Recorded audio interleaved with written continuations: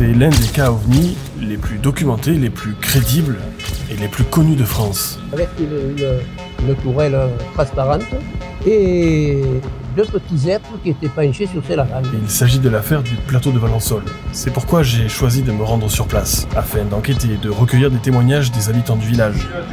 J'ai la connaissance, je sais qu'il y avait une voie dessinée aussi, il avait vu beaucoup de choses, il a fait, il ne voulait pas dire. Et je vais également passer une nuit sur place, à l'endroit même où l'OVNI s'est posé et où d'autres personnes témoignent avoir vu des choses étranges dans le ciel. Ah, là, il y a un truc qui bouge. C'est quoi ça? Oh! Oh, regarde comme il fluctue! Ce qu'il y a de sûr, c'est que depuis de nombreuses années, des lueurs étranges sont parfois vues une fois la nuit tombée sur le plateau de Valensole. Et personnellement, j'ai bien envie d'éclaircir ce mystère.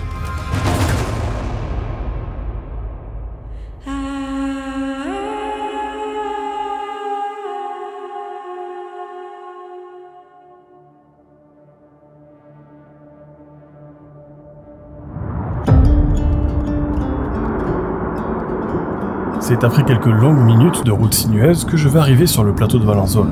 Situé dans les Alpes de Haute-Provence, à une altitude moyenne de 600 mètres, le plateau de Valensole est particulièrement connu pour ses champs de lavande. Et d'ailleurs, en circulant au milieu de ces champs, je vais très rapidement tomber sur ce monument.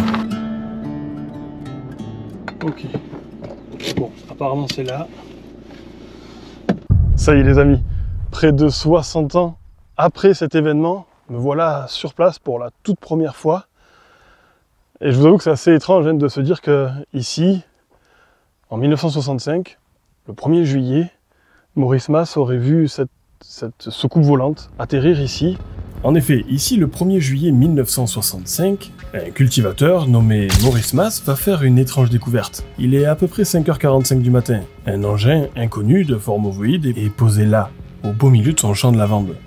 Au pied de celui-ci, deux individus ne dépassant pas les 1 mètre et vêtus d'une sorte de combinaison noire semblent examiner ces plantations. Ce scénario, semblant être tout droit sorti d'une fiction des années 80, a bel et bien été vécu par cet homme. Et après enquête, cette affaire va avoir un retentissement international. Mais on y reviendra un peu plus tard. C'est assez étrange d'avoir posé le pied ici et de ressentir l'atmosphère de cet endroit, ce qui a pu s'y passer. Les journalistes de la planète entière sont venus ici, exactement ici, pour immortaliser les traces restantes de ce qui semblerait être un ovni. De vous à moi, je suis pas très fan de l'illustration de ce qu'était cette soucoupe volante. Apparemment, elle ne ressemblait pas du tout à ça. C'était plutôt un engin spatial de forme ovoïde avec 4 pieds métalliques. Ça ne ressemblait pas du tout à ça. Donc là, maintenant, ce que j'ai envie de faire, c'est de me rendre directement au village, le village de Valensole, pour essayer de voir si certaines personnes seraient enclins à me donner des informations complémentaires ou des souvenirs de leur enfance par rapport à cette histoire.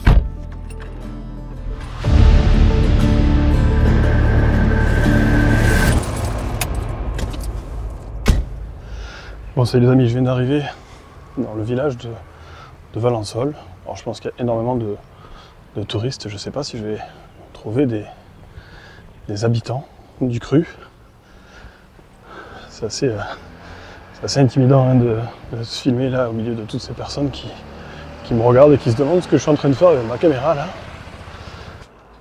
Bonjour, excusez-moi, vous auriez 2 minutes à me consacrer, je fais un petit reportage sur les extraterrestres de Valensole. En effet, les quelques personnes que j'ai abordées, par crainte ou par timidité, ont refusé de répondre à mes questions devant la caméra. Je comprends, merci. En tout cas, merci, bonne journée à vous.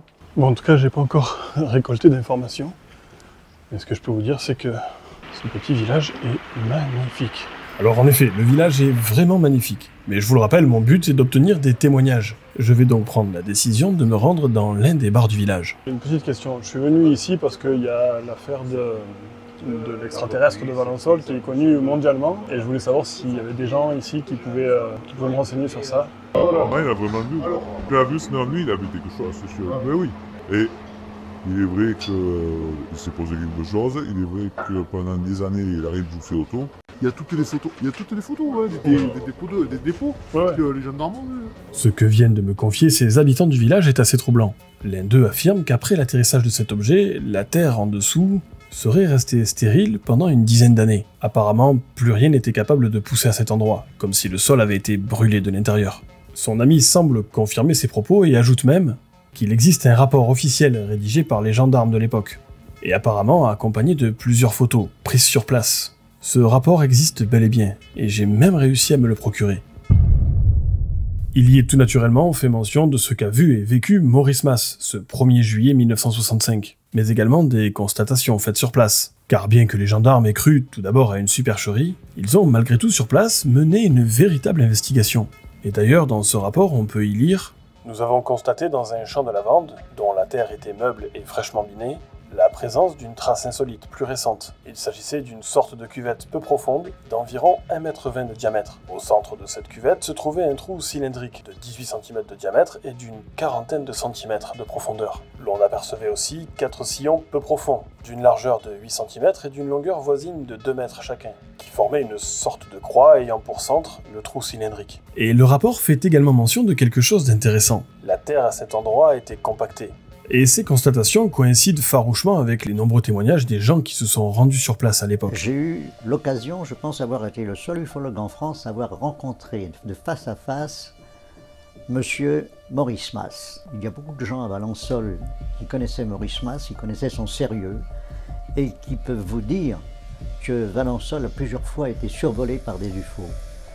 Il y a une affaire d'ailleurs très intéressante, il y a 3 rapports de gendarmerie que je pourrais vous montrer tout à l'heure de la brigade de Digne. Ces rapports de gendarmerie se rapportent à cet atterrissage. Lors de l'atterrissage, il y a eu un coup de chaleur au sol qui devait à peu près correspondre à 2000 degrés centigrades. Pendant 1 an, tout autour de l'endroit où l'objet s'est posé, je ne dis pas un ovni, je dis un objet, la lavande n'a jamais plus repoussé.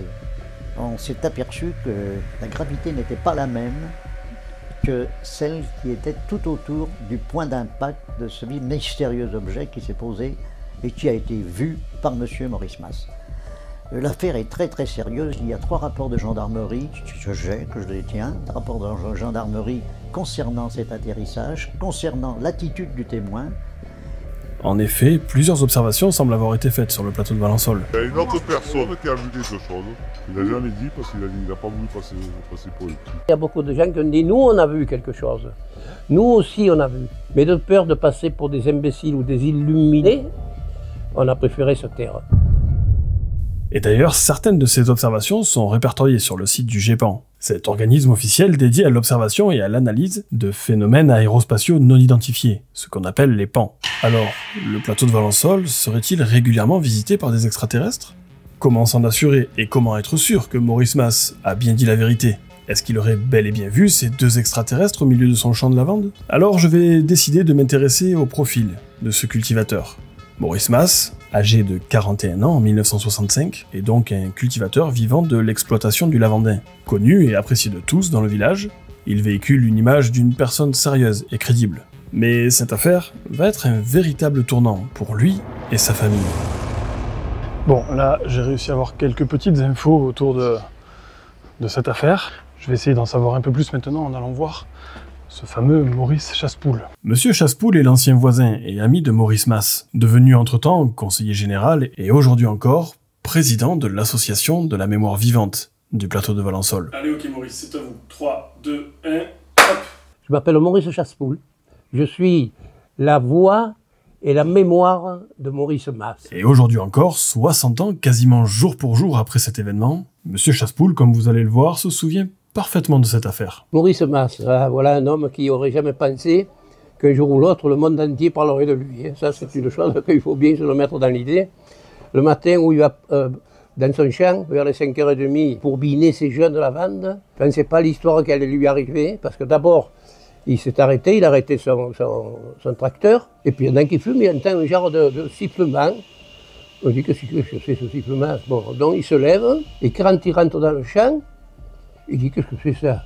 Ça ressemblait à un ballon de rugby, avec une tourelle transparente, et 2 petits êtres qui étaient penchés sur ces lavandes. Et puis un des 2 se relève à l'époque, à ce moment-là, il a dit pas plus grand que des gamins de 7-8 ans, l'aperçoit, sort de sa combinaison un genre de petit tuyau, un genre de petit machin, il lui braque dessus, et il a été complètement paralysé. Il disait je ne pouvais plus bouger, mais j'étais bien, hein, mais je ne pouvais plus faire un mouvement.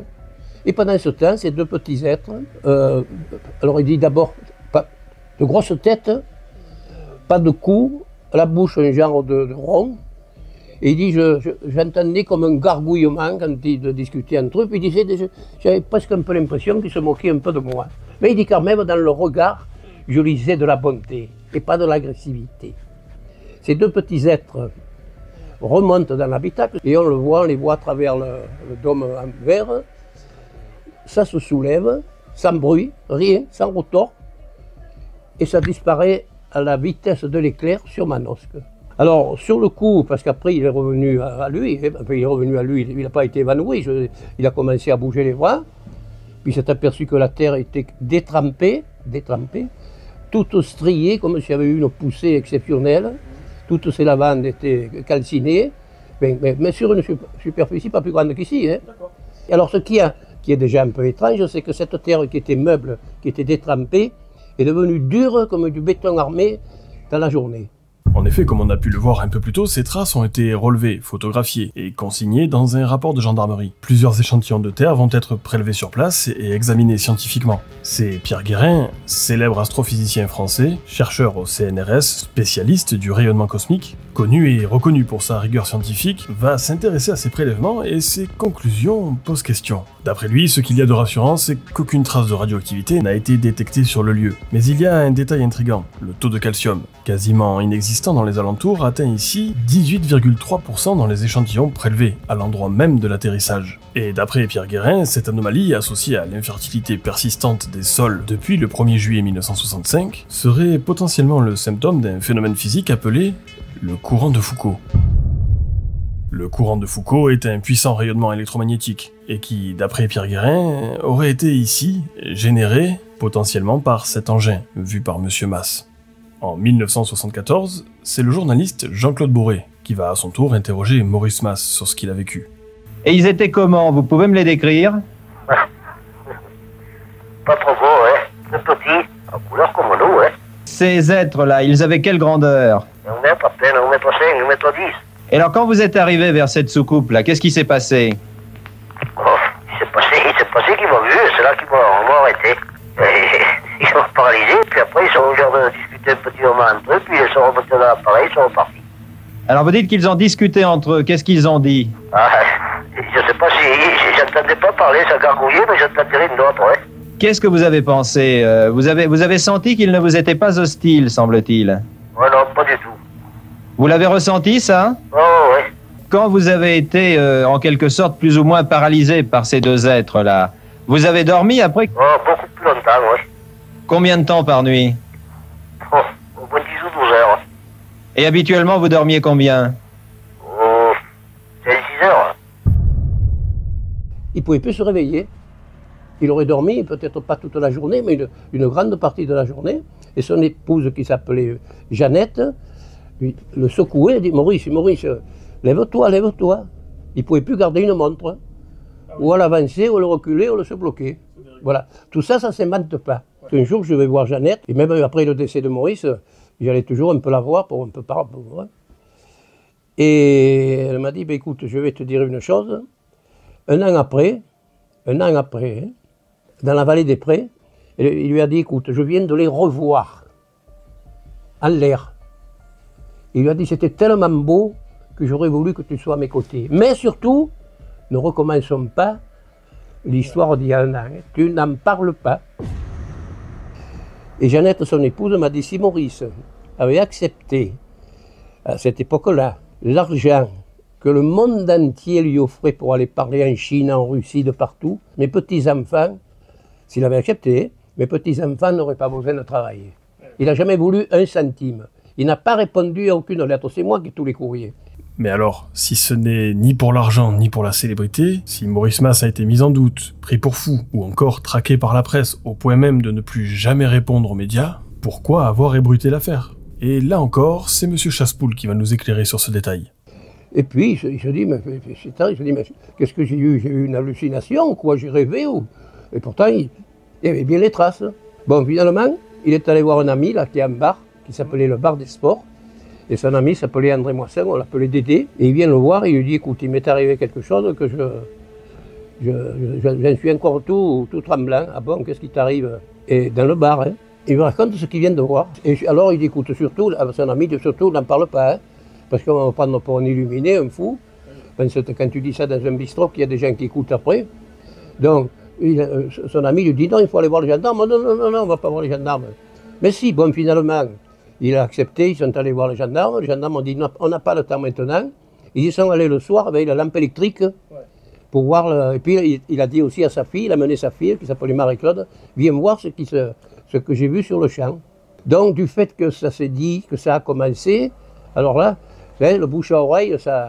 Et d'ailleurs, l'affaire va prendre une ampleur au départ nationale et très rapidement internationale. Les journalistes, les photographes, tout le monde va rappliquer ici. Le plateau de Valensole va devenir en quelques jours, aux yeux du monde, la nouvelle terre des ovnis. Bon, après, il est arrivé le Cadarache, il est arrivé... Enfin, le monde entier est arrivé. Et aujourd'hui encore, à la veille des 60 ans de cet événement, un film retraçant toute cette histoire va prochainement sortir au cinéma. Alors, en parlant de film, vous savez qu'il y a Dominique Filiol qui vient de tourner un film qui va sortir le 19 juin à l'avant-première à Valensole. Et le 9 juillet, d'après ce que je sais, il va être diffusé dans toute la France. Bon, alors vous l'aurez compris, ne me cherchez pas le 9 juillet 2025, je serai confortablement installé au cinéma pour regarder Valensole 1965. Mais alors, si cette histoire est vraie, si les extraterrestres se sont réellement posés sur ce champ, et si des variations de la gravité ont été observées ici même où l'OVNI s'est posé, et sans compter toutes ces personnes qui affirment avoir vu des lueurs étranges dans le ciel de Valensole, il serait alors, à mon sens, intéressant de m'y rendre physiquement de nuit, pour aller moi-même tenter cette expérience de chasse aux ovnis. Mais pour ça, au préalable, il va falloir que je me renseigne, parce que je n'y connais absolument rien. Et il s'avère que, entre le matériel que je possède déjà, plus quelques achats additionnels, je suis déjà pas mal équipé pour cette expérience. Alors c'est parti.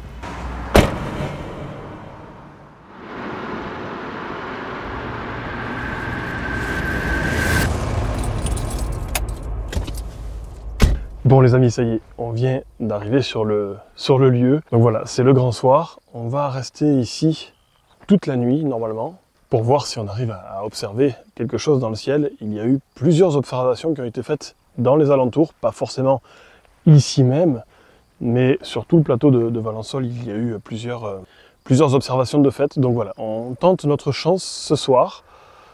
Là c'est encore de bonne heure, il doit être 9 h par là. Il y a encore pas mal de voitures, pas mal de circulation. On va d'abord passer une première partie de la soirée ici, hein, là où la soucoupe volante s'est posée. Puis après, on ira se placer peut-être un peu plus loin dans les terres. Déjà pour installer notre campement, pas à côté de la route forcément. On va essayer de se mettre un peu plus à l'abri, un peu plus dans les terres. Et tout au long de la nuit, bien sûr, on laissera une caméra filmer le ciel pour voir si on capte une anomalie. Mais voilà, j'ai donc plusieurs expériences ce soir à tenter, je vous expliquerai ça en temps utile. Ce que l'on sait, c'est que Maurice Mas n'arrivait plus à avoir une montre qui tienne l'heure normalement. Donc voilà, je vais peut-être essayer ce soir en mettant une horloge à aiguille pour pouvoir vérifier hein, que l'horloge ne se dérègle pas par rapport à l'heure que nous aurons sur le téléphone. Bon les amis, là ce que je vais tenter de faire, c'est de savoir si il existe un champ électromagnétique ambiant ici. Je suis équipé de cet appareil qui est capable de scanner un large spectre d'ondes. Le K18, appareil initialement conçu pour détecter des micros ou des caméras espions, est capable de détecter un large spectre de radiofréquences et de signal magnétique. Mais il est également capable apparemment de capter des interférences, des fréquences et des ondes électromagnétiques anormales et non identifiées. Et si j'ai décidé de faire cette prise de mesure, vous l'aurez deviné, c'est en rapport à cette fameuse théorie du courant de Foucault. Ce fameux champ électromagnétique qui, d'après Pierre Guérin, aurait pu contribuer à empêcher toute végétation de pousser à cet endroit. Et bien que de nombreuses années se soient écoulées, serait-il encore possible aujourd'hui de capter des résidus de ce champ électromagnétique? Donc là, je vais essayer de voir si justement cet appareil déclenche. Donc c'est ici hein, que la soucoupe volante se serait posée. Je vais tester ça un peu partout. Alors bien sûr, je ne vais pas rentrer dans les champs qui sont cultivés, mais je vais rester ici sur le sentier.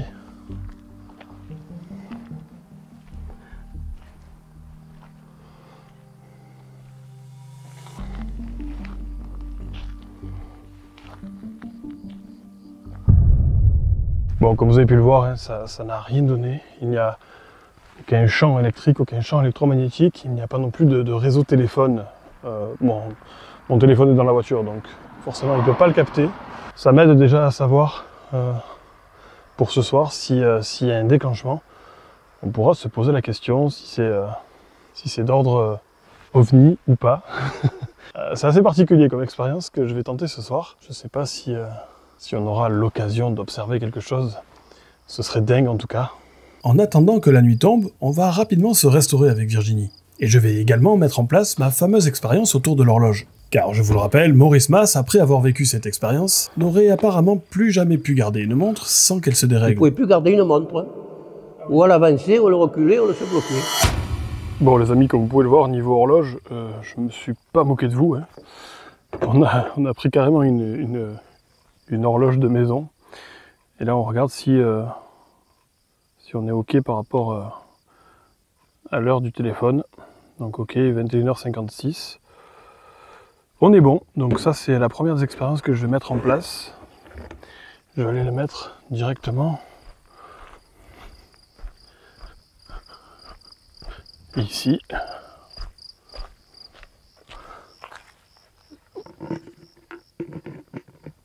Donc comme ça on pourra voir si d'ici quelques heures, si l'expérience a porté ses fruits ou pas. Là, pour l'instant on scrute le ciel depuis tout à l'heure avec Virginie, mais on n'a rien vu de particulier. Si, il y a des lueurs là-bas au loin, vous les verrez sûrement pas d'ici, mais là-bas il y a des lueurs, et en fait c'est des antennes je crois, il y a des lumières en haut pour que les avions ne se les prennent pas tout simplement. Et donc voilà, on est aussi en train d'évaluer quelles sont les sources lumineuses naturelles, normales de ce site. Pour l'instant, il y a très peu de pollution lumineuse. Il y a quelques maisons au loin là-bas. En tout cas, l'ambiance est très très sereine, très très calme. La nuit n'est pas encore totalement tombée, mais le ciel est assez dégagé. Il y a quelques petits nuages, mais ça n'empêchera pas l'observation. Et on attend patiemment que la nuit noire s'installe pour tenter nos expériences. Alors on est bien d'accord, le protocole que je vais mettre en place ce soir n'a aucune base scientifique. Je me suis juste contenté de prendre des informations sur des sites et des blogs de personnes qui régulièrement pratiquent l'observation nocturne, dans le but de capter des ovnis. Et vous allez voir que dans ce protocole assez aléatoire que je vais mettre en place, et qui m'a été inspiré par d'autres personnes bien plus expérimentées que moi, je vais malgré tout lors de cette soirée obtenir quelques résultats, quelques observations, dont certaines vont trouver une explication totalement rationnelle, tandis que d'autres à ce jour restent encore assez énigmatiques.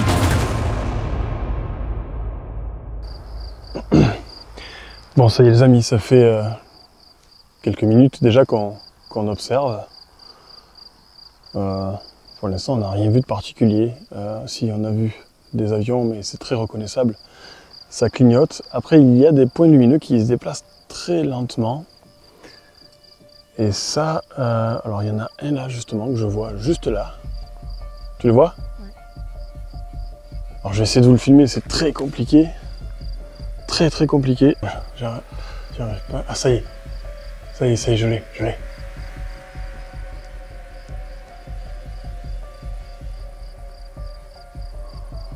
Alors, bon, vous l'avez vu, c'est assez difficile à filmer. J'ai prévu le trépied hein, pour pouvoir avoir bloqué le focus justement sur les étoiles et sur ce qui brille dans le ciel. Donc ce que j'étais en train de vous dire, c'est que j'ai installé du matériel ici.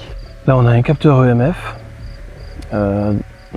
Qui est assez performant, hein. C'est une marque très connue et qui d'ailleurs coûte assez cher, hein. Je l'ai payé 200 €. Normalement ça doit être quelque chose de qualité, un peu plus performant que le K2. Et ici il y a le K18 qui lui aussi balaye un spectre assez large d'ondes électromagnétiques, mais également de réseaux Wi-Fi, de téléphone. En tout cas voilà, tout ce qui est d'ordre électrique, ondes. Et sur alors je ne sais pas si on va réussir à voir là, voilà, je vais mettre un peu plus de lumière. Voilà, c'est un espèce de petit moulin qui est dans une cloche de verre. Et chaque fois que de la lumière ou une onde similaire à la lumière le touche, les petites ailettes que vous voyez à l'intérieur se mettent normalement à tourner. Alors là, avec la lumière infrarouge, ça fonctionne pas, mais avec la lumière blanche, c'est assez spectaculaire. Donc voilà, on voit à peu près la position qu'il a. Je suis pas sûr de pouvoir avoir l'œil toute la soirée dessus, mais on verra si ça a bougé. De temps en temps, j'essaierai de zoomer dessus pour voir si s'il serait pas en train de tourner. Bon, alors les amis, je vais également utiliser un talkie-walkie que je mets sur une fréquence aléatoire pour essayer de voir si on capte quelque chose. Donc il n'y en a qu'un des deux, un qui est allumé, celui-là est éteint. Pour voir si on arrive à entendre des interférences. Je vais mettre le son à fond. Voilà, là c'est normal que ça fasse déclencher le capteur là-bas. Ça c'est tout à fait normal. Tant que j'appuie pas dessus, normalement il ne devrait pas déclencher. Bon après, il n'y a rien de scientifique dans ce qu'on teste ce soir. On s'est renseigné quels étaient les protocoles qu'on pouvait mettre en place. Qu'est-ce qu'il y a? Ah, il y en a un qui bouge là. Je pense que c'est peut-être un satellite, je sais pas. Ah ouais. Tu vois? Ouais, je le vois. On le verra pas là avec le... Il y a cette caméra ici, mais on n'arrivera pas à le voir là. On est juste... c'est juste derrière, donc il faudrait le temps que je me déplace. Donc c'est ça, c'est qu'il va falloir qu'on arrive à distinguer les lueurs qui sont normales, comme les satellites. Je suis assez surpris d'ailleurs de voir à quelle vitesse ça se déplace. Mais ça, on arrive à les reconnaître parce qu'ils ont vraiment une trajectoire rectiligne, ils bougent absolument pas et ils ont une vitesse qui ne varie pas. Puis après, il y a plus classiquement les avions, mais eux, ils sont très reconnaissables, ils clignotent. Pour l'instant, on n'a pas vu de lueur.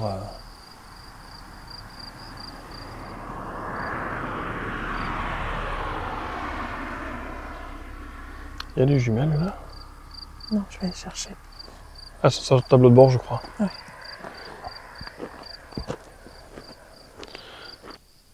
Par contre, avec les jumelles, ça n'a rien à voir. Hein. On le voit super bien. Toutes les petites étoiles, tout, j'arrive à super bien voir là. Juste que forcément, ta main qui tremble un peu, mais... T'imagines, on voit un truc pour de bon? Ah, ce serait énorme. Moi, je sais pas comment je réagirais. Ouais, moi, je pense que je chercherais à me dire que non, c'est forcément pas ça, c'est autre chose. Non, mais moi, je parle de... On vit la même chose qu'a vécu Maurice Mas. Ah oui. C'est-à-dire que là, il se pose, il arrive deux individus de 1 mètre de haut, et on fait quoi? Je suis pas bien. Je suis pas sûre de pas avoir peur quand même. Moi, je te garantis que je suis pas bien. Là, c'est assez rigolo, c'est assez ludique d'essayer de regarder les petites lueurs qui pourrait y avoir dans le ciel. Mais tu t'imagines si d'un coup tu tombes... J'ose même pas imaginer ce qu'a dû vivre cet homme. Est-ce que tu te demandes pas à un moment donné si ton cerveau il... Ouais, je pense que tu dois te dire. Il y a un problème, non? Enfin, moi, c'est ma première réaction, ou peut-être d'abord la peur. Et après, la deuxième, Virginie, ça va pas mieux, quoi. Mais après, voilà, si on est venu ici, c'est parce que c'est l'une des histoires d'extraterrestres des plus documentées, des plus crédibles. Donc même si tu es sceptique, tu te dis que c'est fort probable que... Enfin, en tout cas, il a vu quelque chose. Oui. Il a vécu quelque chose et ça, c'est indéniable. J'aimerais tellement être dans sa tête pour savoir. J'aimerais tellement faire un bond dans le passé 60 à ans. ce moment-là pour voir. 60 ans, quasiment jour pour jour, à 15 jours près. Même pas, 10 jours près. Et il est vrai que cette expérience a quelque chose de magique. On a tendance à se projeter, à imaginer tomber nez à nez avec ces êtres venus d'ailleurs. Quelle serait notre réaction? Et une fois l'expérience passée, comment expliquer ça à son entourage sans passer pour un fou furieux? Et cette sensation, je dois bien l'avouer, est assez magique. Le fait d'être ici même, à cet endroit où l'OVNI se serait posé, mais plus largement sur le plateau de Valensole, où d'autres personnes affirment avoir vu des lueurs étranges dans le ciel. C'est vraiment grisant, et on a tendance à se prendre au jeu. Et là-bas, il y a un truc. Je vais essayer de le choper, voir Si j'arrive à le choper avec avec ça. Qu'est-ce que c'est qui me fait de la lumière là? Quelque chose qui me gêne. C'est moi, tu crois? Ouais, ça doit être ta lumière. Ouais, c'est ça qui défile. Je vais essayer de le suivre. Là, je bouge plus. Voilà, et ça défile à une vitesse assez stable, mais là on le voit, c'est assez linéaire. Ça change pas de trajectoire, la vitesse est stable. Je vais essayer de voir s'il n'y a pas une autre... Il faudrait une étoile pour avoir un point de repère qu'on voit à quel point c'est stable. Là, je refige. Là, il va aller dans le nuage bientôt. Ah voilà, là on le voit presque plus parce qu'il va dans le nuage. Et il a disparu derrière le nuage. Alors il y a un peu de voitures qui passent, forcément, on est au bord d'une route.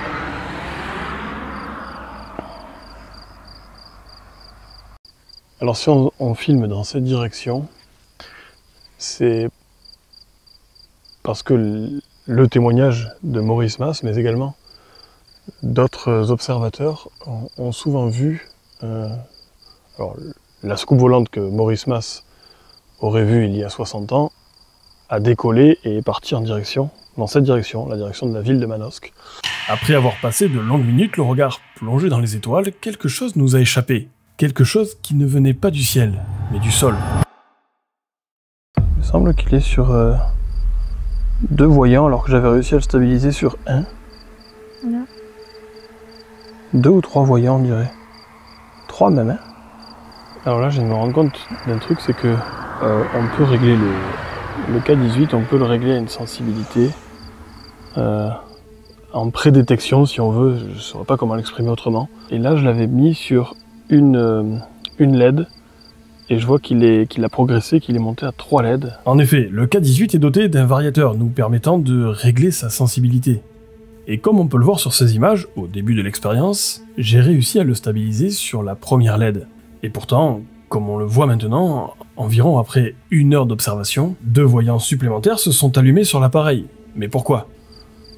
Donc ce qui veut dire que le champ électromagnétique, ou l'électricité ambiante, ou en tout cas une masse d'énergie a changé, mais de manière stable en tout cas, parce qu'il n'y a pas d'oscillation, il est juste sur 3 LED. À surveiller, c'est bizarre, normalement il devrait être stable, c'est assez étrange. En effet, a priori rien ne justifie une variation de mon K18. Aucun matériel supplémentaire depuis le début de l'expérience n'a été ajouté, et je vous avoue que je n'ai aucune idée de ce que l'appareil est en train de détecter. D'autant plus que, comme vous allez le voir, ce phénomène va s'amplifier.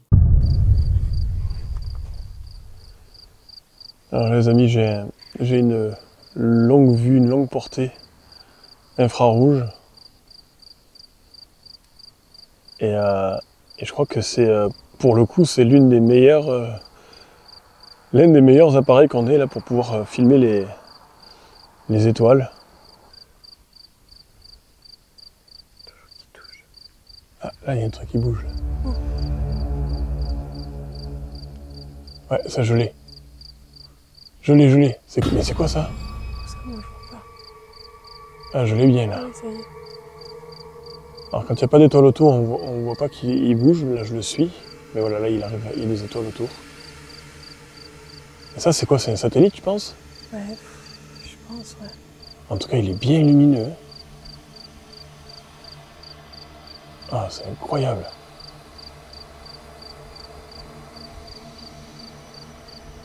Mais bon, les observations qui ont été faites, ici, c'est pas du tout ça. Ça, c'est clair que c'est un satellite.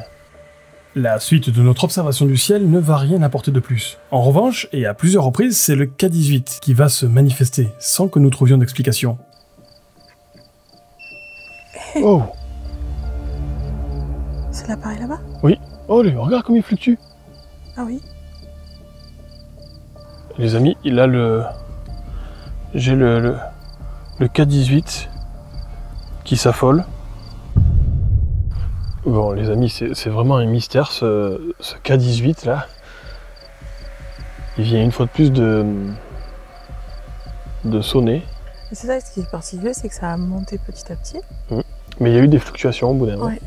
Mais à chaque fois, ça reste un temps stabilisé dans un niveau, on va dire. Ouais. Puis D'un coup, ça fluctue. Est-ce que ça met du temps à capter quelque chose? Je ne sais pas comment ça fonctionne. Alors non, si ça capte instantanément. Là, si j'appuie sur le Toki, c'est instantané. Voilà. À chaque fois que j'appuie, il déclenche, mais il déclenche à fond. Oui. Pas comme on a vu tout à l'heure. Tout à l'heure, ça a fluctué très, très légèrement. Et ça, c'est déjà beaucoup plus compliqué à comprendre. Tu vois, je me serais dit, si c'était allumé à fond, je me serais dit peut-être qu'on a reçu un message dans la voiture ou tu vois, un truc comme ça. C'est loin, quand même. Ouais, c'est loin. Je sais pas pourquoi il fait ça, je sais pas ce qui se passe, je sais pas qu'est-ce qui change depuis tout à l'heure. Le ciel commence maintenant peu à peu à se couvrir, quelques gouttes commencent même à tomber par-ci par-là, ce qui va naturellement compromettre notre projet de bivouac. Bon les amis, le temps change à vue d'œil. C'est assez inquiétant, je pense qu'on va pas passer la nuit là. Bon, je vais récupérer le téléphone, ok. Donc là il est minuit 30. On va voir si l'horloge s'est décalée. Donc là j'ai déjà enlevé le matériel qu'on avait posé tout à l'heure.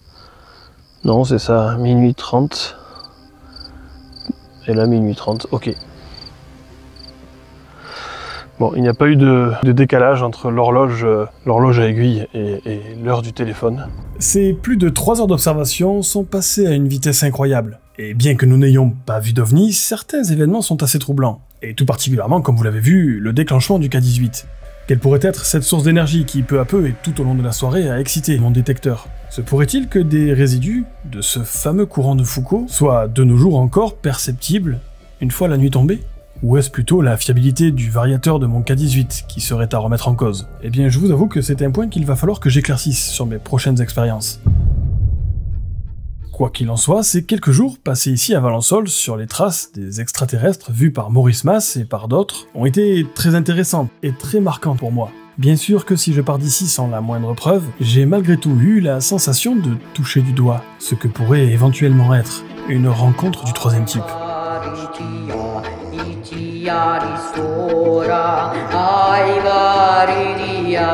Ora la da